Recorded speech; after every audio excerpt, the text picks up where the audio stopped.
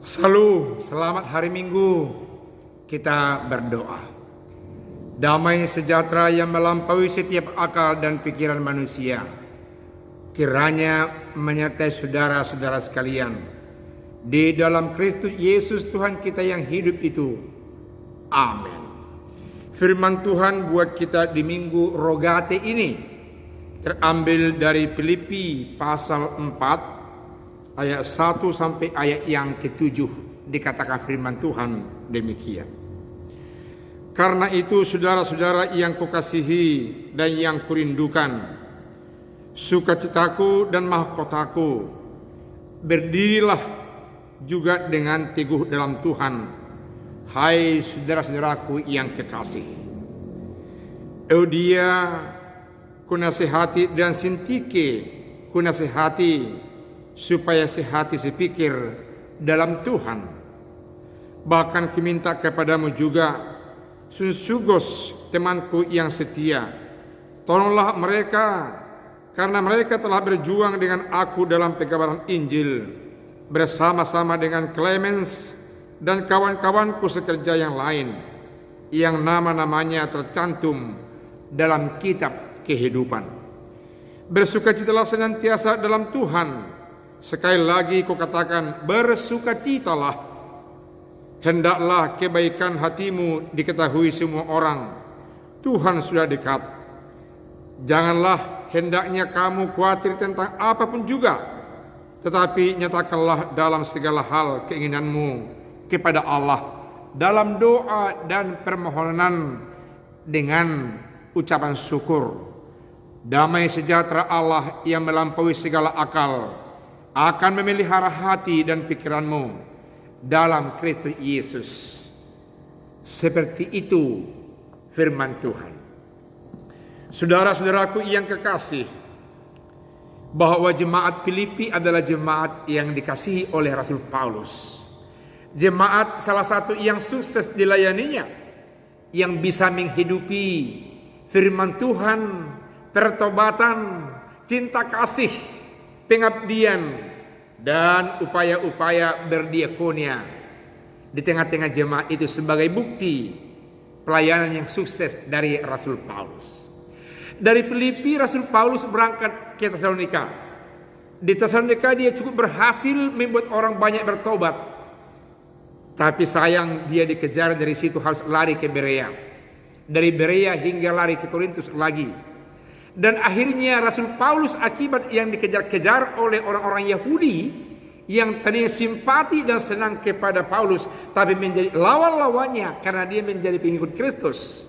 Alhasil dia harus dipenjarakan 1 kali di Roma, penjara yang biasa-biasa. Tapi yang kedua kali Rasul Paulus mengalami hal-hal yang luar biasa. Dia terancam sampai dibunuh, digantung dan akan mati, dilenyapkan dari antara sesama umat manusia.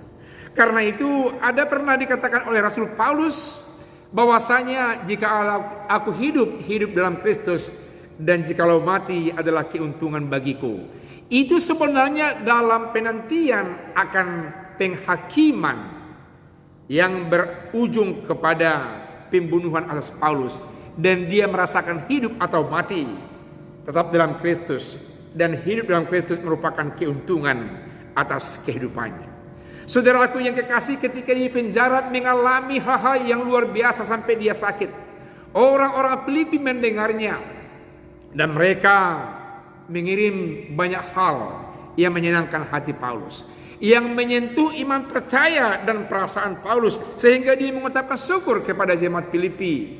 Di samping itu dia menasihati yang dia dengar ada banyak hal yang kurang sesuai dengan apa yang pernah diajarkan, diberitakan, dan diarahkan oleh Paulus kepada mereka.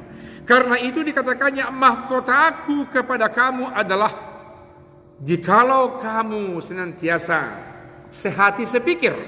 Dalam ayat yang pertama dikatakan, mahkotaku, kerinduanku, sukacitaku kepada saudara-saudaraku, jikalau kamu berdiri dengan teguh di dalam Tuhan.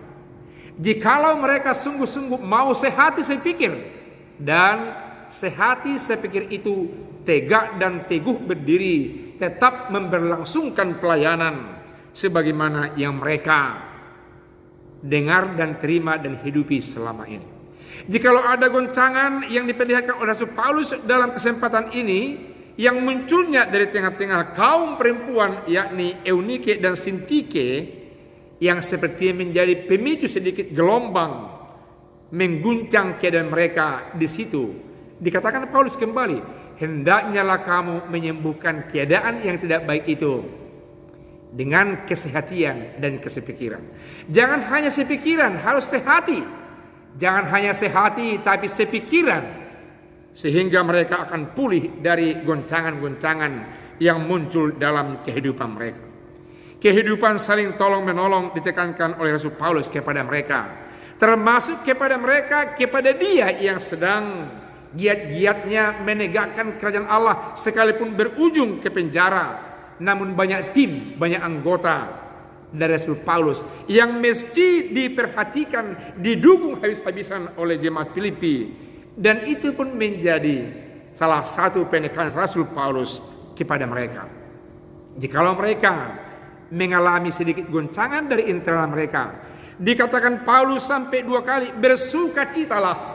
Jangan ada yang cemberut, jangan ada yang mendongkol, jangan ada yang terjebak dalam keadaan konflik atau apapun yang menggoncang mereka, tapi sukacita meski dikobarkan di antara mereka.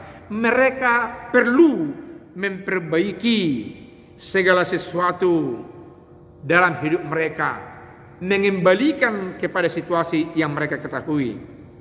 Kita melihat dalam ayat yang kelima, dikatakan oleh firman Tuhan, janganlah hendaknya kamu khawatir tentang apapun juga, tetapi nyatakanlah dalam doamu segala sesuatu apa yang kamu kehendaki, apa yang kamu pikirkan, keadaan baik, memperbaharui kepada keadaan semula. Semuanya meski diperbaiki, dipikirkan, dan semuanya mesti dalam perasaan pengharapan yang kokoh dan teguh. Jangan ada yang gelisah, jangan ada yang khawatir akan hal itu. Karena kepasrahan dalam membangun kondisi rohani dengan berdoa dan berdoa dan berdoa yang ditekankan oleh Rasul Paulus akan sembuh keadaan itu. Karena itu juga akan memunculkan damai sejahtera yang dari Allah senantiasa dengan mereka. Saudaraku yang kekasih, biarlah firman Tuhan ini senantiasa juga mengingatkan kita untuk tetap senantiasa sehati dan sepikir, menjauhkan ketegangan dengan upaya mencari kesehatian, kesepikiran, dan melihat satu misi yang penting untuk memberitakan kerajaan Allah. Dan semuanya itu masuk dalam rohani, dalam ranah yang rohani, dengan berdoa dan berdoa hingga damai sejahtera Allah akan turun bersama-sama kita. Tuhan Yesus memberkati. Amin. Kita berdoa. Terima kasih Tuhan atas sabda Tuhan yang senantiasa mengingatkan kami agar kami tetap membangun iklim kebersamaan kami.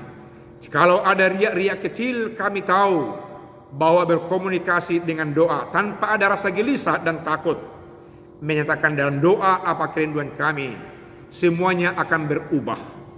Keadaan yang kurang baik akan berubah dalam keadaan yang rohani jikalau kami terus-menerus mengkomunikasikan, berdoa bersama-sama kepada Tuhan. Damai sejahtera yang dari Allah akan menyertai kami. Kiranya firman Tuhan nyata menjadi bahagian pengalaman iman percaya kami. Dalam nama Yesus kami telah berdoa. Amin.